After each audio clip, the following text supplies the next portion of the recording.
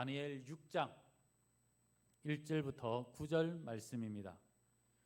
다니엘 6장 1절부터 9절 말씀 우리 한 절씩 교독하도록 하겠습니다. 다리오가 자기의 뜻대로 고관 120명을 세워 전국을 통치하게 하고 또 그들 위에 총리 셋을 두었으니 다니엘이 그 중에 하나니라. 이는 고관들로 총리에게 자기의 직무를 보고하게 하고 왕에게 손해가 없게 하려 함이었더라. 다니엘은 마음이 민첩하여 총리들과 고관들 위에 뛰어남으로 왕이 그를 세워 전국을 다스리게 하고자 한지라. 이에 총리들과 고관들이 국사에 대하여 다니엘을 고발할 근거를 찾고자 하였으나 아무 근거 아무 허물도 찾지 못하였으니 이는 그가 충성되어 아무 그릇됨도 없고 아무 허물도 없음이었더라. 그들이 이르되 이 다니엘은 그 하나님의 율법에서 근거를 찾지 못하면 그를 고발할 수 없으리라 하고 이에 총리들과 고관들이 모여 왕에게 나아가서 그들에게 말하되 다리오 왕이여 만수무강하옵소서. 나라의 모든 총리와 지사와 총독과 법관과 관원이 의논하고 왕에게 한 법률을 세우며 한 금령을 정하실 것을 구하나이다. 왕이여 그것은 곧 이제부터 30일 동안에 누구든지 왕 외에 어떤 신에게나 사람에게 무엇을 구하면 사자굴에 던져 넣기로 한 것이니이다. 그런즉 왕이여 원하건대 금령을 세우시고 그 조서에 왕의 도장을 찍어 메대와 바사에 고치지 아니하는 규례를 따라 그것을 다시 고치지 못하게 하옵소서 하매 같이 봅니다. 이에 다리오 왕이 조서에 왕의 도장을 찍어 금령을 내니라. 아멘. 할렐루야. 네, 추운 겨울 잘 보내고 계십니까? 날씨가 추우면은 이것도 엄청난 스트레스인데 우리 성도님들 잘 견디신 것 같아서 다행이고 이번 한 주간도 춥다고 하지만은 그래도 여러분들 잘 견디시길 바랍니다. 멀리 부산에서 사시는 우리 서집사님 자녀들도 왔는데 너무 반갑고 부산은 참 따뜻하지요? 네, 참 따뜻합니다. 그래요. 네, 그래서 이렇게 뭐 했는데 추운데 오셔가지고 고생 많으신데 고맙습니다. 하여튼 하나님의 축복이 넘치길 바랍니다. 우리 옆 사람 축복할까요? 잘 되고 있습니다. 저달될 줄 믿습니다. 아유, 우리 권사님도 이렇게 뵈니까 너무 복고 반갑고 너무 좋습니다. 요즘 우리나라가 주식 보니까 5천 포인트가 넘었다고 난리예요. 여기저기서 주식하겠다고 난립니다. 왜 5천 포인트나 넘게 됐느냐? 그것은 AI와 로봇 이것 때문에 이렇게 된 거예요. 누구나 다 시간 지나면 앞으로 이런 시대가 올 거다라고 생각을 했는데 갑자기 이 시대가 닥치기 시작을 했습니다. 우리가 생각하는 것보다 훨씬 더 빠른 시간에 이것이 이루어질 것 같다. 그러다 보니까 사람들이 흥분하기 시작을 해요. 그래서 이걸 통해서 뭔가를 좀 해보자, 돈을 벌어보자. 그래서 사람들이 그렇게 다니는가 봅니다. 지금 우리는 AI, 로봇, AGI라고도 하기도 하는데 엄청난 변화에 직면해 있습니다. 이 변화가 좋은 것도 있지만은 우리에게 또 어려움도 있기도 해요. 한 조사에 보니까 앞으로 5년 안에 우리나라 일자리의 30%가 사라진다고 그럽니다. 야, 어떻게 될까? 걱정되지요. 또 다른 한편으로는 보면은 엄청난 편리함과 긍정적인 효과가 우리에게 나타날 것이다. 그렇게 이야기를 합니다. 제가 보더라도 지금 AI 로봇 이 발전이 인류 문명에 있어서 대전환의 시기다라고 생각이 들어요. 우리 인류 문명에 있어서 대전환의 시기가 몇 번 있었습니다. 첫 번째가 인류가 불을 발견했을 때, 그 다음에 두 번째가 바퀴를 발견했을 때, 그리고 세 번째가 전기를 발견했을 때, 그리고 네 번째가 엔진, 우리가 아는 자동차 엔진과 같은 그런 엔진을 발견했을 때 우리 문명은 엄청난 발전을 이뤘습니다. 그런 것처럼 지금 AI, 로봇 이런 것들이 우리에게 상상할 수 없는 그런 문명의 진보를 이루게 될 거다라는 생각이 듭니다. 그럼 이것들이 다 우리에게 좋은 것만 있냐? 아니에요. 가장 사람들이 두려워하는 게 혹시 내 일자리 뺏기는 거 아닌가? 이런 생각을 해요. 이미 사실상 이게 영향을 받고 있습니다. 예를 들면 이런 거예요. 이제는 조금 더 지나고 나면 아마 농사도 이제 로봇 갈 거예요. 힘들게 뭐 심고 뽑고 이럴 필요가 없을 시대가 올 겁니다. 운전도 이미 자율주행이 하고 있죠. 자동차도 이제는 로봇가 만들 것 같아요. 지금 현대 자동차가 지금 그거를 생각하고 있지 않습니까? 그 외에 웬만한 서류 작업이라든지 아니면은 문서 작업, 단순 서비스 아니면은 뭐 기타 물류 뭐 이런 모든 것들이 이제 로봇으로 거의 대체되는 시기가 코앞에 와 있다 이런 겁니다. 뭐 그런 것만 있는 게 아니에요. 우리에게 주는 엄청난 풍요로움도 있습니다. 로봇가 모든 걸 하다 보니까 비용이 절감이 돼요. 그래서 뭐 일론 머스크는 그래요. 한 5천만 원짜리 하는 자동차가 앞으로 몇 년 후에는 2천만 원으로 줄어들게 될 거다. 그렇게 이야기를 해요. 실질적으로 가격이 떨어지고 있습니다. 그러니까 생각만 해도 기분 좋잖아요. 이런 문명의 발달은 우리에게 긍정적인 면 아니면 부정적인 면 이런 것들이 우리에게 도달하고 있다는 거예요. 이럴 때 우리가 어떻게 하느냐에 따라서 이 문명의 흐름을 잘 이용할 수도 있지만 반대로 문명에 뒤처져서 도태되는 그런 경우들도 있을 수 있다는 거예요. 여기 우리 어르신들은 아유 지금 내 나이에 무슨 미가 무슨 상관이 있어 이렇게 생각하실 수도 있지만 아닙니다. 여러분의 자녀들의 문제고 여러분의 자녀 손자들의 문제가 되고 있다는 거예요. 오늘 말씀에 나오는 다니엘도 마찬가지입니다.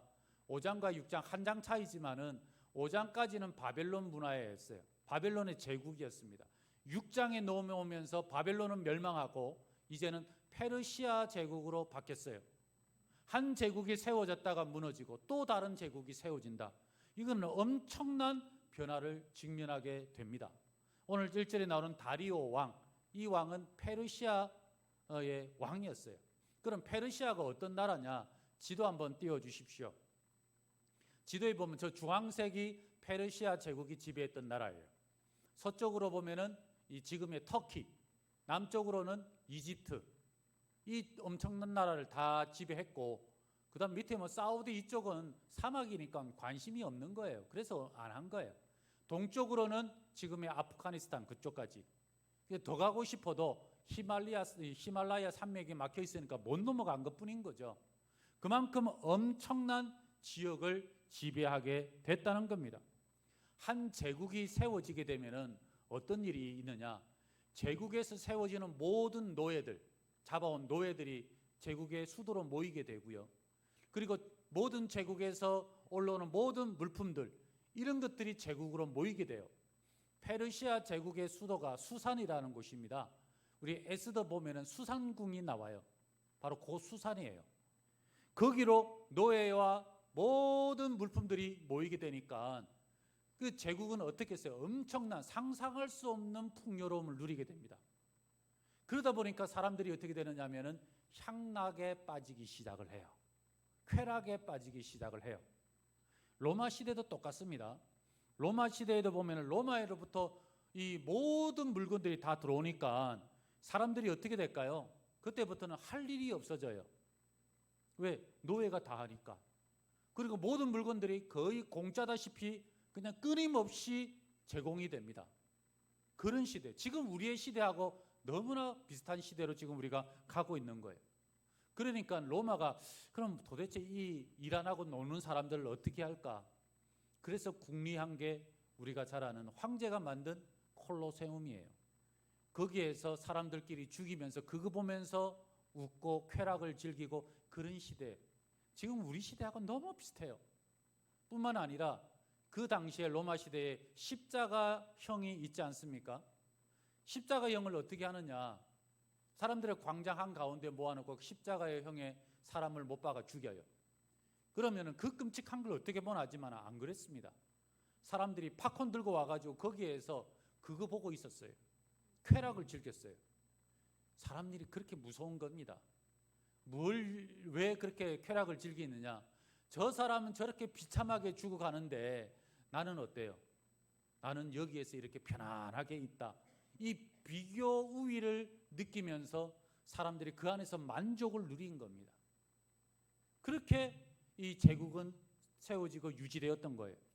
그런 것처럼 세상의 모든 제국이 흥망성쇠를 겪으면서 급변하는 이 시대에 다니엘은 페르시아의 총리로서 여전히 그 자리를 지키고 있었습니다.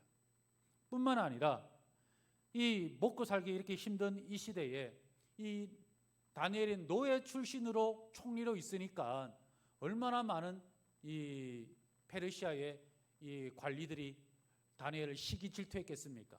그리고 오늘 말씀 보면은 다니엘을 죽이기 위해서 이런 일들을 꾸미기 시작을 했다는 거예요. 저는 이런 모습들이 시대를 바뀌나 똑같아요. 우리 그리스도인들은 똑같습니다. 세상이 급변하는 시대에서 그리스도인들도 먹고 살기 얼마나 힘들어요. 네? 여러분들 세상 사는 게 만만합니까? 정말 힘들어요. 여기에 더해서 그리스도인으로서 신앙을 지키면서 사는 것, 그거는 훨씬 더 어렵습니다. 다니엘도 믿음을 지키기 위해서 그렇게 분투했던 것처럼 우리도 힘들어요.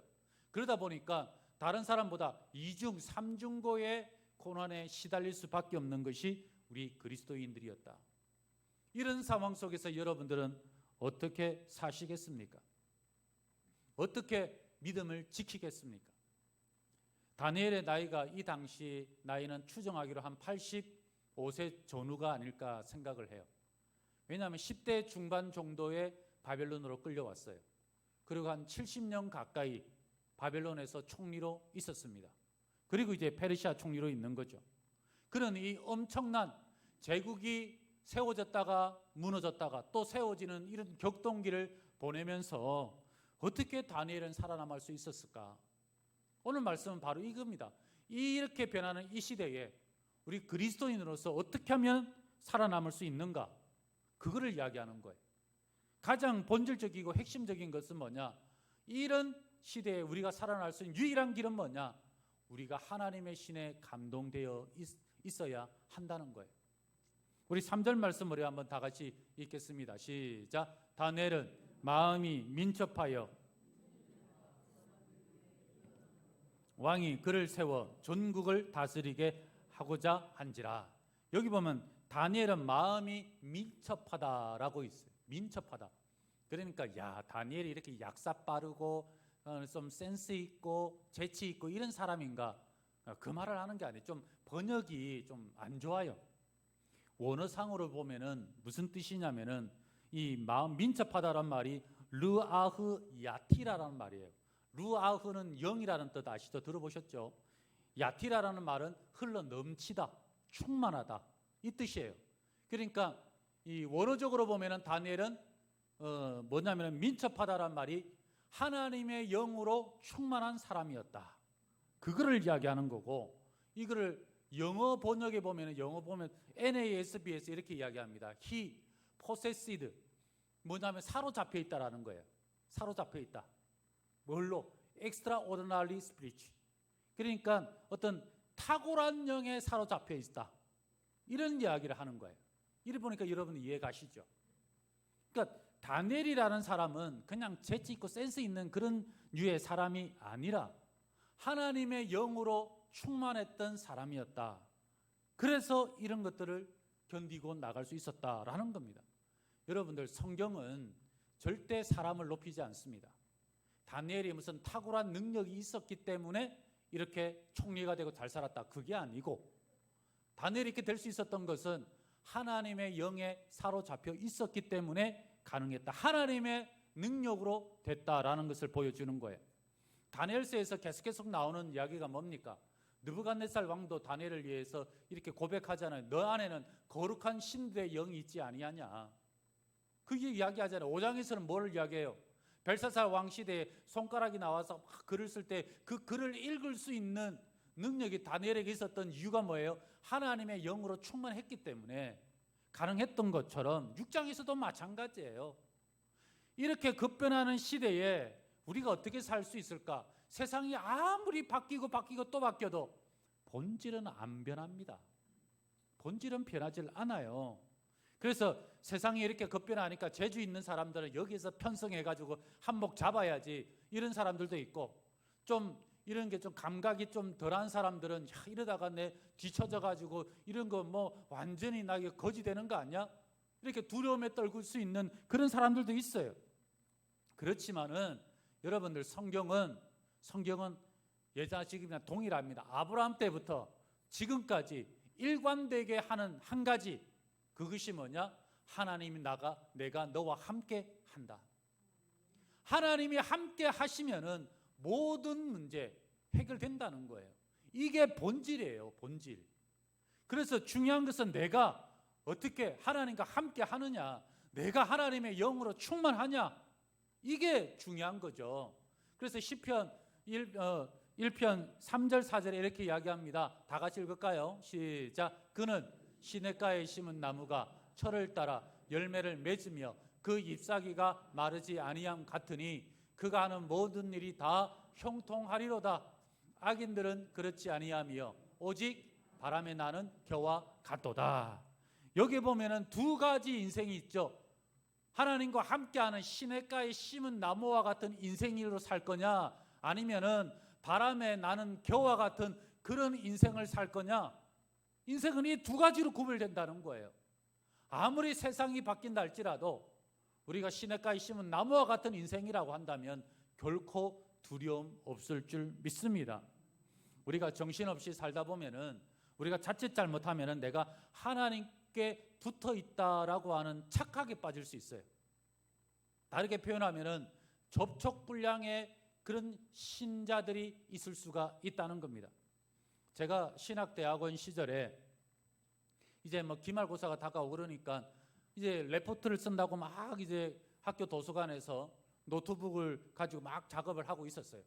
한참을 이렇게 하다가 갑자기 퍽 하고 노트북이 그냥 죽어버렸어요. 아니 왜 죽냐? 이거 그러다 보니까 뭐 작업하는데, 지금이야 좋아졌죠. 옛날에 그 한 20몇 년 전에는 갑자기 꺼지면 그냥 작업했던 건 다 날아가지 않습니까? 그러니까 얼마나 그냥 좀 당황스럽겠어요. 그래가지고 아깝기도 하고 도대체 뭐가 문제? 암만 껐다켜도 안 되고, 그래서 이제 뭐 잭도 꽂아보고 이런 데도 안 되고, 그래 하나씩 찾아보는데 콘센트에 분명히 이 제 아답터 이 플러그 꽂혀 있는 거예요. 근데도 왜 그렇게 안 될까? 그래 다시 한 번 더 꽂아버리니까 쑥 하고 들어가는 거예요.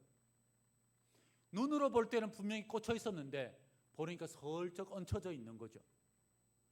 그러니까 푹 하고 들어가고 다시 보니까 노트북에 불이 들어오기 시작을 하는 겁니다. 참 얼마나 속상했겠어요. 그 옛날 얼마나 속상했으면 아직도 제가 그걸 기억하고 있겠습니까? 어떻게 보면은 여러분들 집에 보면은 가전제품들 그렇게 접촉불량해 가지고 이런데 가끔가다 있잖아요. 특별히 이제 또 오래 시간 지나다 보면 콘센트가 망가지거든요. 그러다 보니까 이렇게 하다 보면은 접촉불량 생기고, 그러다 보면 지지직하면서 스파크 튀기기도 하고, 그 잘못하면 큰일 나죠. 그래서 집집마다 누전 차단기 다 있지 않습니까? 그런 거와 똑같은 겁니다. 우리 신앙도 얼마든지 그럴 수가 있다는 거예요. 정신없이 살다 보면은 내가 참 예배도 잘 드리고 신앙생활 잘하다고 착각할 수가 있는데 아니에요. 예수님 잘 믿는다고 여러분은 착각하면 안 돼요. 늘 항상 내가 지금 하나님 앞에 제대로 꽂혀 있는가 점검할 줄 알아야 됩니다. 내가 하나님의 영으로 충만하고 있는지 확인해 봐야 된다는 거예요. 제가 참 유튜브 보다가 감동받은 영상이 있어요. 뭐냐면은 한 부부가 젊은 부부가 남편이 출근을 하는데 두 사람이 손 붙잡고 현관 문 앞에서 무릎 꿇고 기도하는 거예요. 아내가 남편을 위해서 기도해 줘요. 하나님 오늘 모든 일 가운데 형통하게 해주시고, 죄악 가운데 범죄치 않게 해주시고, 만남의 축복 허락하여 주시고, 탁 하고 기도하고 그 다음에 남편은 출근하는 거예요. 야, 얼마나 감동이 되든지. 솔직히 저도 그렇게는 못하거든요. 그렇지만은 여러분들 이런 삶이라고 한다면 얼마나 아름답습니까? 그렇지만 저는 하루에 일을 하면서 어디 가면서 누굴 신방하든지 누굴 만날 때에 항상 기도합니다. 하나님께서 이 길을 인도해 달라고, 만남의 축복과 형통하게 해달라고. 그러다 보면 때로는 좋은 일도 있고 때로는 일이 꼬일 때도 있고 어려운 일도 있겠죠. 다 잘 된다는 건 아닙니다. 그렇지만 그 속에서 하나님의 인도하심을 체험한다는 거예요. 과연 내가 진짜 하나님의 인도하심을 경험하면서 내가 하나님의 영으로 가득한지, 무늬만 형식적인 예배를 드리면서 그렇게 살아가고 있는 건지 우리 스스로 돌아보지 아니하면은 이렇게 급변하는 시대에 여러분들 우리 살아남기 쉽지가 않습니다. 우리 여러분 스스로가 자신을 돌아보는 시간 되기를 소망합니다. 우리가 하나님의 영으로 가득하면은 어떤 삶을 사느냐, 두 가지예요. 첫 번째는 뭐냐? 자신의 실력을 위해 키우는데 노력을 다하는 그런 그리스도인이 된다는 거예요. 우리 4절 하반절 같이 읽도록 하겠습니다. 시작. 그가 충성되어 아무 그릇됨도 없고 아무 허물도 없음이었더라. 여기 보면 충성되다라고 이야기를 하는 거예요. 우리 그리스도인들이, 예수 믿는 사람들이 보면 회사에서 가끔 가다 보면은 열심히 안 하려고 하는 그런 모습들이 있어요. 참 안타까워요. 충성해야 됩니다. 실력이 있어야 돼요. 교회 다닌다고 해서, 믿는다고 해서 실력 없어도 된다, 아니에요. 교회 다니는 사람들 옛날에는 좀 이렇게 부모님들이 싫어했어요. 공부 안 한다고. 날마다 교회에서 노니까. 그러니까 언제 공부하냐? 그때는 밖에 나가서 놀 데가 없잖아요. 그러니까 교회에서 놀았어요. 좀 그래서 부모님 싫어하는 면들도 있었습니다. 여러분들 성령 충만하고 믿음이 더 좋아지고 신앙생활 더 잘하면은 어때요? 공부도 더 잘하게 되어 있어요. 잘해야 돼요. 왜 그러겠습니까? 이유는 간단해요. 여러분들 공부하는 게 뭡니까? 내 먹고 잘 살라고 하는 게 아니고요. 신앙이 좋아지면은 공부를 사명으로 여기는 거예요. 사명으로. 그래서 이 공부 열심히 해서 이걸 통해서 다른 사람 이롭게 하고 하나님의 사명 감당할 거야. 직장도 마찬가지입니다. 직장도 여러분들 사명이에요. 열심히 해가지고 회사도 잘 되고 그걸 통해서 내가 월득을 받고 그리고 그걸 통해서 그곳에 내가 복음도 전하고 하나님의 나라를 위해서 헌신하고 쓰임 받는 거죠. 그래서 일하는 것도 사명이에요. 그런데 어떻게 하느냐? 아유, 그냥 뭐 빨리 해가지고 대충 월급이나 받지. 일하면서 5만 가지 인상 다 쓰고 그냥 하는 둥 마는 들. 여러분들 그렇게 하면 안 됩니다. 하나님 기뻐하시는 거 아니에요. 내가 정말 하나님의 성령에 사로잡혀 있고 예수 그리스도를 믿는다고 하면은 다른 사람보다 120%, 130% 열심히 일하십시오.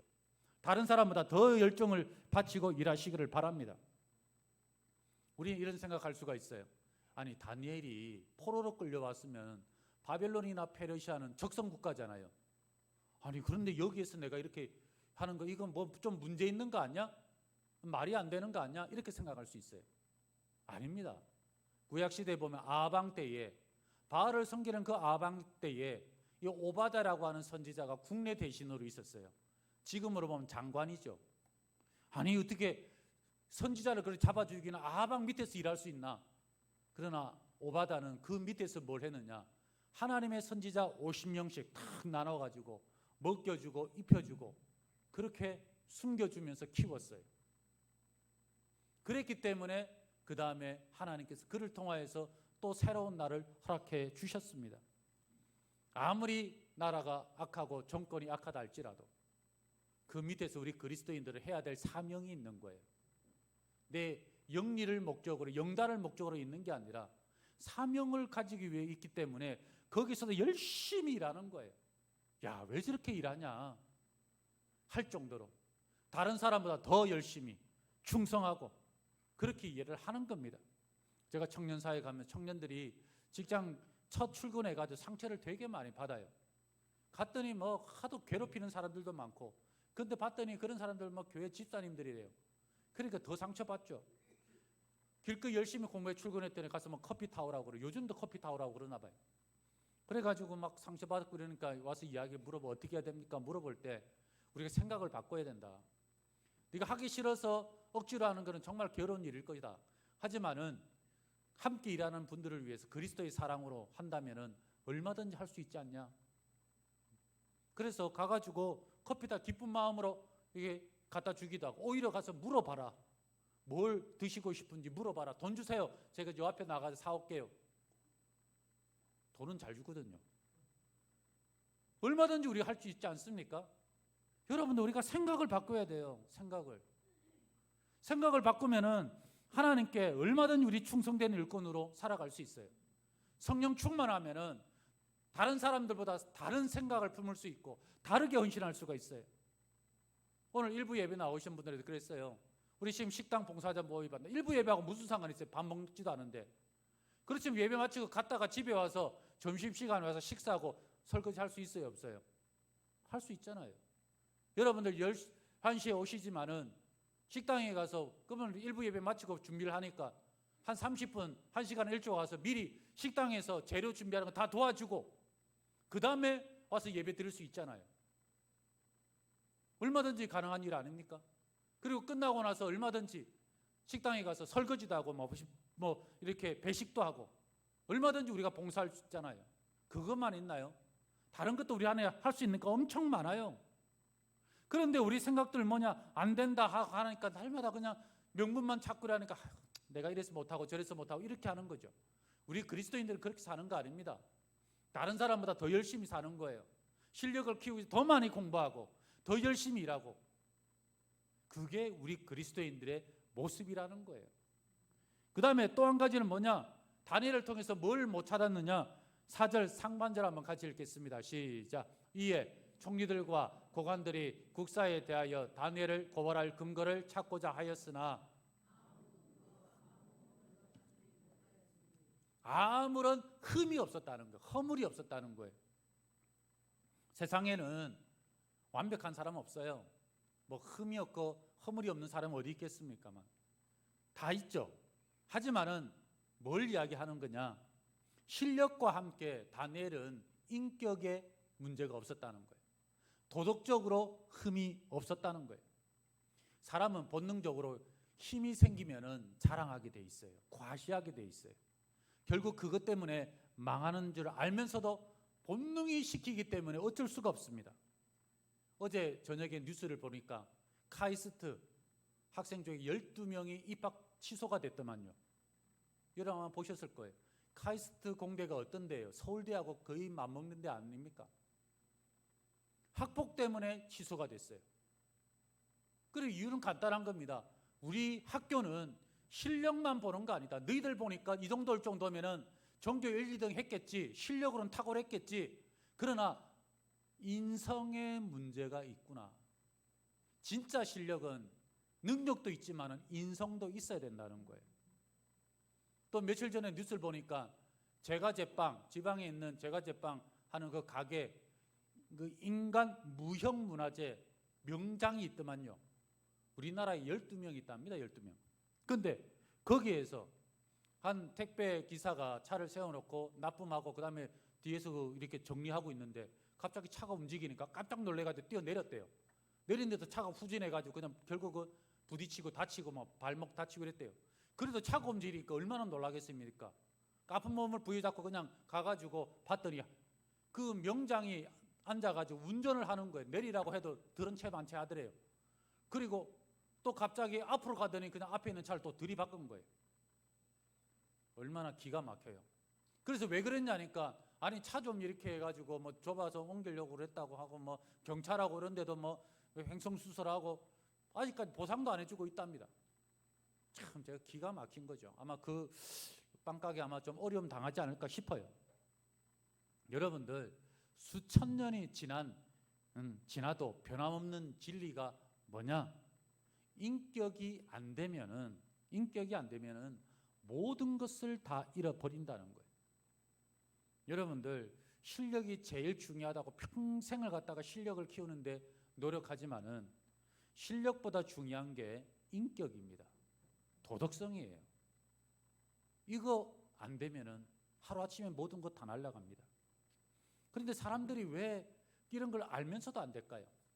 그것은 인격이 어린 나이에 형성되기 때문에 그래요.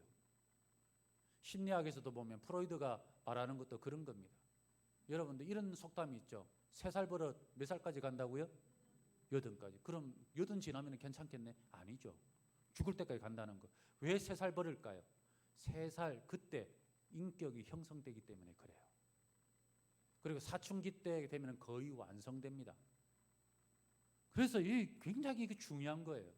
그러다 보니까 이게 젊었을 때 어렸을 때 막 이렇게 해가지고 막 진짜 개천에 용나듯이 컸는데, 그런데 인격이 안 돼서 결국 이것 때문에 무너지는 사람 우리 얼마나 많이 봅니까? 안타깝잖아요. 그렇지만 그렇다 할지라도 우리 예수님 믿으면 달라져요. 고린도후서 5장 17절 다 같이 읽겠습니다. 시작. 그런즉 누구든지 그리스도 안에 있으면 새로운 피조물이라는 거예요. 내 과거가 어떻든, 우리 부모님이 어떤 환경에 컸든, 내가 정말 모난 성격과 모난 인격을 가졌든, 우리가 예수 그리스도를 믿고 성령 안에서 새롭게 거듭나면, 성령 충만하면 새로운 피조물이 된다는 거예요. 핑계 대지 마세요. 우리 집이 가난했기 때문에 뭐 물려받은 게 없어서, 이런 핑계 댈 필요 없어요. 예수님 믿으면 달라진다는 거예요. 갈라디아서 5장 22절 23절, 성령님이 우리 안에 오면 어떤 역사가 있느냐 이야기하던, 다 같이 읽겠습니다. 시작. 오직 성령의 열매는 사랑과 희락과 화평과 오래 참음과 자비와 양성과 충성과 온유와 절제니 이 같은 것을 금지할 법이 없느니라. 왜 금지 못해요? 내 안에서 성령님이 역사하는데. 이게 바로 인격 아닙니까? 예수 믿으면은 달라지는 거예요. 여러분들, 정말 이 시대에 필요한 게 이겁니다. 세상이 아무리 변해도 달라져도, 앞으로 이 시대 로봇가 왔다 갔다 하고 딱 이러니까, 로봇가 가지고 있지 않아야 하는 거 딱 하나가 뭐예요? 뭐가 없어요? 인간미가 없잖아요. 모나리자 그림 아무리 로봇가 잘 그려가고 카피해도, 진품이 수백억 해도 그 모조품 얼마예요? 뭐 몇십만 원밖에 더 하겠어요? 그림 물감 가격밖에 안 나오겠죠? 그 인간미, 인간성이 없는데, 인간이 가지고 있는 유일한 게 그건데, 우리가 이걸 놓쳐버리면은 로봇과 뭐가 다르겠습니까? 우리 그리스도인들이 서로 사랑하고 교회 안에서 서로 섬기고 아끼고, 그뿐만 아니라 세상에 나가서 이 메말라가는 이 시대에 사랑을 전하고, 지금 이렇게 급변한 시대에 살아가는 유일한 길이 저는 이거라고 확신해요. 여러분, 이삭 토스트라고 아시죠? 전국에 체인점만 800개 정도가 있답니다.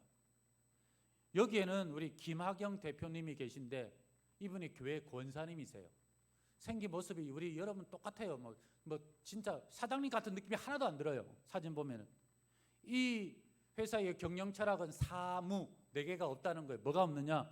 가맹비 없고, 교육비 없고, 로열티가 비용도 없고, 광고비도 없고. 그럼 본사는 뭐 하느냐? 마인드가 그겁니다.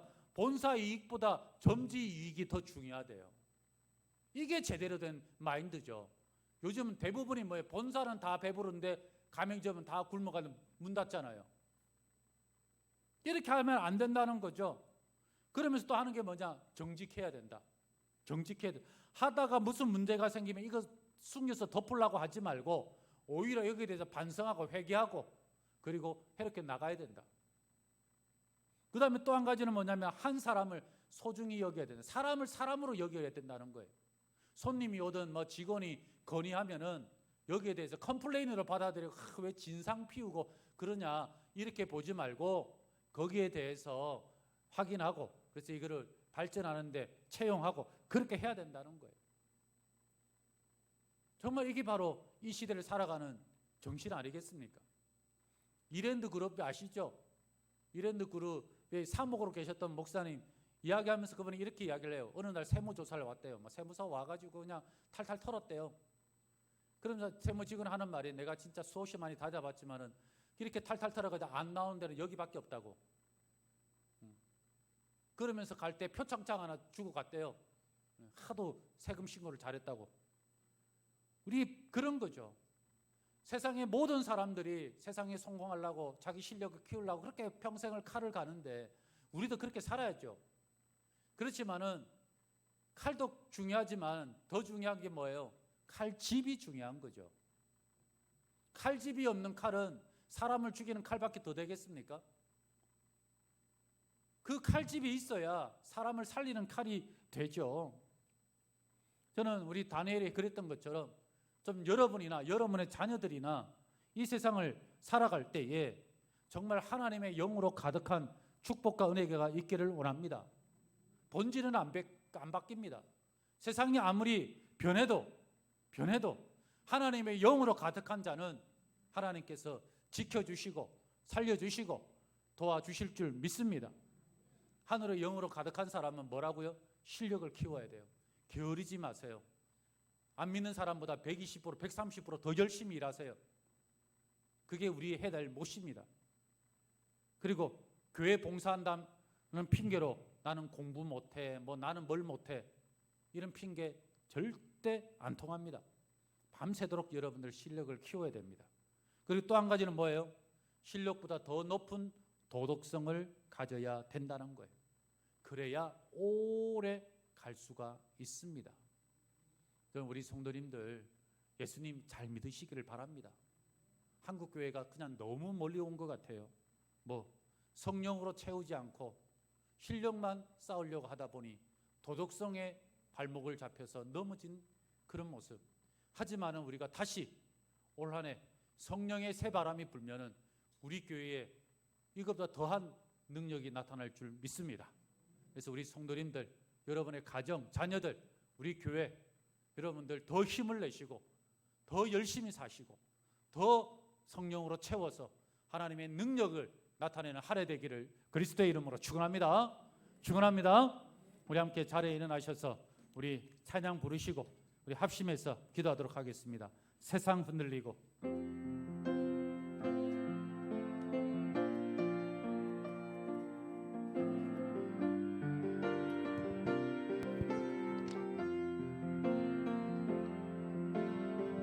세상은 들리고 사람들은 변하여도 나는 주를 섬기리. 주님의 사랑은 영원히 변하지 않네. 나는 주를 신뢰해. 믿음은 들리고 사람들 주를 떠나도 나는 주를 섬기리. 주님의 나라는 영원히 쇠하지 않네. 나는 주를 신뢰해. 오직 믿음으로 오직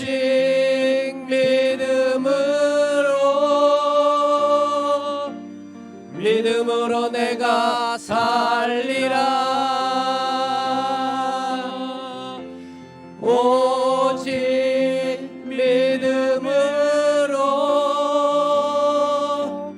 믿음으로 내가 살리라. 오직 의인은 믿음으로 말미암아 살리라. 오직 의인은 믿음으로 말미암아 살리라. 우리 시간 기도할 때에 하나님 성령으로 하나님의 영으로 내 안에 가득하게 하여 주시옵소서.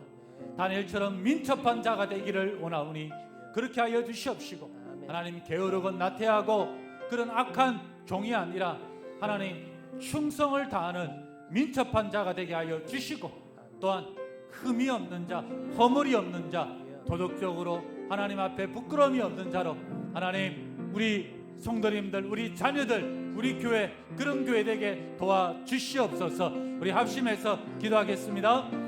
살아계신 하나님 함께하여 주시옵소서. 정말 우리가 하나님 앞에 흠이 없는 자로 서기를 원합니다. 하나님의 은혜를 체험하기를 원합니다. 도와주시옵소서. 하나님 민첩한 자로 하나님의 영으로 가득한 자 되기를 원하오니 말씀과 기도와 예배와 전도하는 일에 힘쓰게 하여 주시옵시고, 내가 하나님 성령 충만한 자인지 살아 돌아보게 하여 주시옵시고, 하나님 더럽고 착한 자들을 멀리하고 하나님 앞에 흠이 없는 자로 설 수 있게 주여 도와주시고 함께하여 주시옵소서. 하나님 정말 하나님 앞에 민첩한 자 되기를 원합니다. 이렇게 급변하는 세상 속에서 정말 먹고 살기 힘든 이 땅 가운데서 이중 삼중고의 끓는 우리 성도님들 하나님께서 능력 주시고 주님이 동행하여 주시옵시고 우리 안에 성령으로 충만케 하여 주시사 하나님 게으르고 나태했던 삶을 다 떨쳐버리고 충성된 일꾼으로 부름받아 서게 하여 주시고 하나님 허물이 없는 자로 우리 성도님들 부끄러움이 없는 자로 붙잡아 주시옵소서. 지금은 우리 주 예수 그리스도의 은혜와 우리 하나님의 크신 사랑하심과 성령님의 교통하심이 아멘. 진정으로 다니엘과 같이 민첩한 자가 되어서 올 한 해 주님 앞에 충성된 일꾼으로 쓰임받게 하여 주시옵시고, 우리 교회 했던 그런 축복 가운데 서기를 원하는 사랑 우리 모든 성도님들 머리 위에 가정과 자녀와 그리고 우리 교회 위에 지금부터 영원토록 함께 있을지어다. 아멘.